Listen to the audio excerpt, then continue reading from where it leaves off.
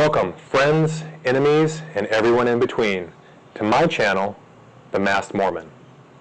I am in fact the Masked Mormon. Why you wearing a mask? Were you burned by acid or something like that? Oh no, it's just they're terribly comfortable. I think everyone will be wearing them in the future. If you've been here before, I am so glad you could come back. If this is your first time here, I am a Mormon who used to believe in the truth claims of the Mormon Church. Now, I explore some of the implications of Mormon theology and culture and talk about it on the internet with you fine viewers. I was fully bought into the Mormon paradigm for about 20 years, and it affected everything about me, from what I ate and drank, to where I went to college, and even my own sexual expression. Or was it sexual repression? I can't really remember which. Today's topic is a little more personal, and maybe a little fun in a sophomoric, giggly kind of way. Here we go. This is gonna be cool. Yeah, I feel pretty good right about now. I am also going to renew my nerdery license. I read a lot of science and medical-based articles because I love seeing the development of science, technology, and medicine. The impetus for this video came when I was reading an article about prostate cancer risk in Medical News Today. So, as a person who has a prostate, it piqued my interest. The article presented the results from several studies that seem to suggest that an increased frequency of ejaculations may reduce the risk of prostate cancer. Now, cancer is a big, scary word, and anything that can be done to reduce the risk is worth examining. And besides skin cancer, prostate cancer is the most common cancer among men in the United States. And now, just a little anatomy.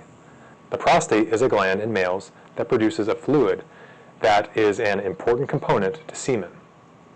As important as the prostate is to male sexual response, it appears to be very prone to developing cancer. There is a common belief that if a man lives long enough, he will develop prostate cancer if he doesn't already have it. That said, prostate cancer is very treatable. There have been several long-term studies that have looked at the link between ejaculation frequency and prostate cancer. A 2004 study and a continuation of that study in 2016 found that men who ejaculate more frequently may be less likely to develop prostate cancer. Similarly, a 2018 meta-analysis looking at 22 studies found a moderate frequency of ejaculation showed a significantly lower risk of prostate cancer. What is this frequency? Depending on the study, anywhere from 8 to 21 times per month. Those numbers up. Those are rookie numbers in this racket. Oh! That said, those that conducted this research said that more work is needed to confirm how all this might be linked together. Because, after all, correlation is not causation. Several hypotheses have been suggested as to what the causal mechanism might be that could lead to this result. One hypothesis is that heavy metals or other toxins may accumulate in the prostate, and that by having frequent ejaculations, the prostate is able to flush those toxins before they cause problems. This really isn't too hard to imagine. With heavy metal contamination and other dangerous chemicals that contaminate our world, this could be a compelling reason. Another is that men who have more sex, or self-fulfillment as it were, tend to be healthier in general. They are more likely to exercise more or have good nutrition. Male sexual health is often a canary in the coal mine for a man's overall health. For instance, if he starts having erectile dysfunction, This is Bob. Bob is doing well. Very well indeed. that can be a precursor to heart disease or other cardiac problems. Because male genitals are full of blood vessels and work based on hydraulic principles, any issues with the pipes are manifest first in the penis. Also, losses in libido can indicate hormonal changes that can be brought on by poor diet, excess weight gain, diabetes, and so many other controllable factors. It could also just be an age thing. Things like cancer and heart disease are hallmarks of aging. And with people living longer now, of course, there's going to be more cancer. So, it isn't really so cut and dried. Whoop-de-doo! What does it all mean, Basil? So what does all this have to do with Mormonism? Well, any boy that sat in a bishop's interview, or received a chastity talk, gone on a mission, or listened to general conference, has gotten a lot of messaging over the course of his life that sex before marriage is second only to murder. That any viewing of pornography is on the same level as severe substance addiction and a great moral failing. Men and boys are routinely sent to addiction recovery classes for such indiscretions. They are told that they should not do anything else that arouses sexual feelings, and do not arouse those emotions in your own body. That is from the sexual purity section in the church's For Strength of Youth pamphlet.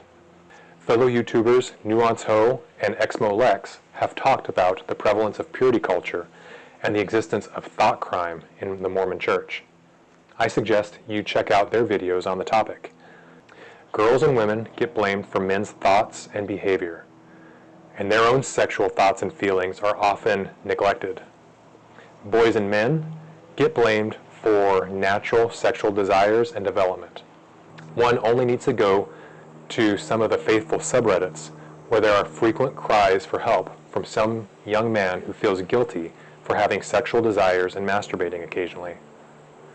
There is so much unhealthy messaging regarding sex that is perpetuated through the Mormon Church. As I was thinking about the article, I started wondering if there is a higher prevalence of prostate cancer in heavily Mormon areas. According to the CDC website, for the period between 2015 and 2019, Utah ranked number 19 in prostate cancer frequency. The overall rate in the United States is 109.9 cases per 100,000. Utah has a rate of 117 per 100,000. It's definitely not the highest. Number 1 is New Jersey. Then several southern states round out the top 5. These include Louisiana, Mississippi, Maryland, Georgia, and the District of Columbia. My own state of Florida has one of the lowest cases of prostate cancer in the U.S. at 97.9 per 100,000. Because prostate cancer affects older men more, these states can have higher populations of older men who lived at times when smoking was more prevalent and before prostate screening was as prevalent as today.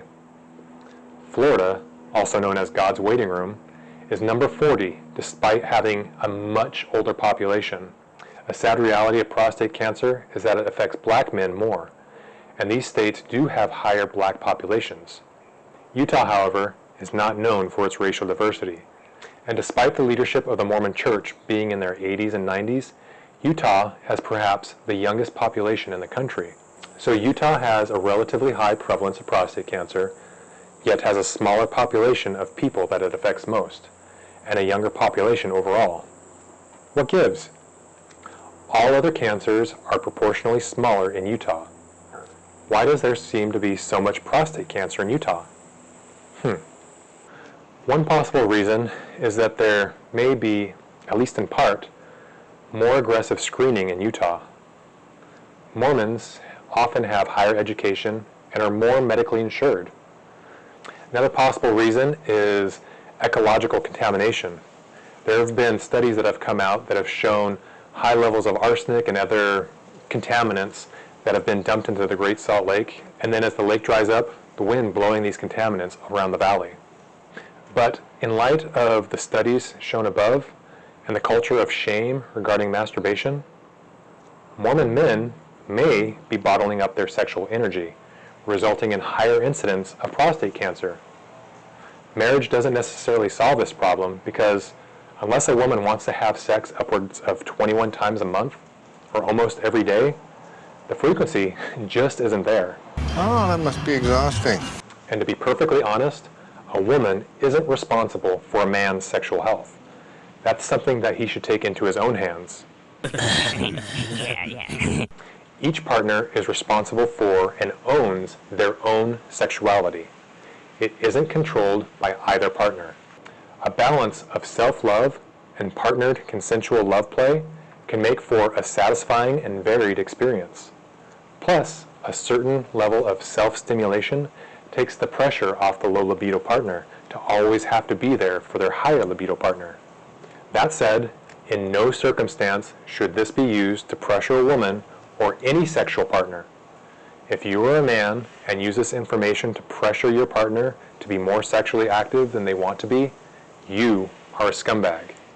Consent is paramount in all sexual relationships. Coercion has no place in a sexual relationship. Okay, let's be clear on that. But guys, rubbing one out a few times a week may save your life. Utah's sexual repression may be harmful to not just the mental health of its population, but also to their physical health as well. Life is too short not to be fulfilled.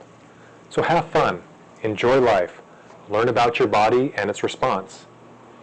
I know this video was directed more at men, but this last bit of advice can be applied to women as well. Enjoy life. Learn about your body and its responses as well. You and each of you own your own sexuality. It is yours to explore as you so desire and to share with whomever you want. Bow your heads and say, "How you doing?" Hey, how you doing? But what are your thoughts? Let me know in the comments. If you like what I do, please like and subscribe. I would love to see this channel grow. And I will see you again in the next video.